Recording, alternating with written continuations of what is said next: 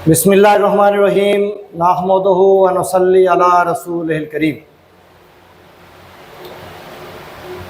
एक हों मुस्लिम हरम की पासबानी के लिए,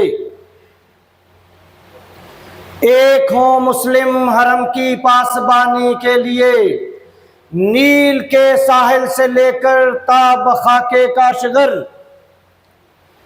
मेरे मुर्शद, मेरे मेंटोर, हकीमुल उम्मत, तर्जुमान हकीकत, शायर मशरक अल्लामा इकबाल रहमतुल्लाह अलैह का ये ख्वाब 100 साल के बाद आज शर्मिंदा ताबीर हो रहा है। वक्त लगता है मगर ख्वाबों की ताबीर होती है। यूसुफ अलैहिस्सलाम ने ख्वाब देखा बचपन में, ताबीर कितने सालों बाद हुई। इकबाल रहमतुल्लाह अलैह ने ख्वाब